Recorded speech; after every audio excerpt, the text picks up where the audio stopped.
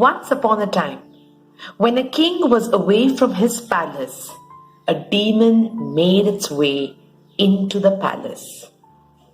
The demon was so ugly, and it was so smelly, and it spoke such foul language that when the palace guards saw this, they froze in amazement and horror.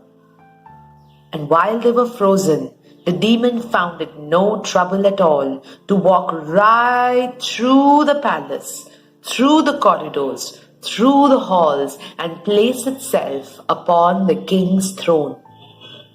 Now, when the soldiers saw this, they pulled out their daggers, they pulled out their spears and swords, and they moved towards the throne and threatened the demon and asked the demon to get off the throne, or they would carve the insides of the demon out with their swords and their spears.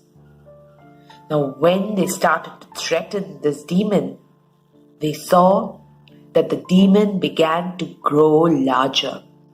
It grew in inches in its size. It started to smell even more foul. It started to look even more uglier. And what it spoke was even more offensive.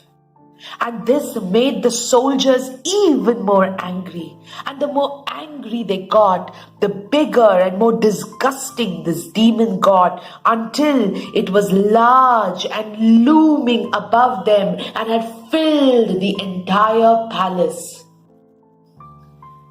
Now, just at that moment, the king arrived at the palace. And the king was a wise man. And that's why he was the king of this palace.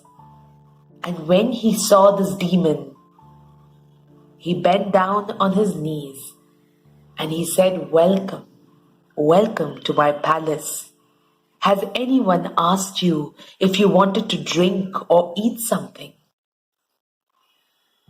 Now, when the demon heard this, it began to grow smaller. By a few inches, it became a little less uglier, and it started to speak a little less offensively. And when the palace guards heard this, they caught on to what the king was doing, and they immediately dropped their swords and their daggers, and they began to tend towards the demon, making sure it had something comfortable to sit on, making sure it had something comfortable to sip on, making sure it had something warm to eat. And with every kind gesture, the demon shrank smaller and smaller until at last it became the size it was when it had first sat on the throne. But the king and his guards did not stop with that.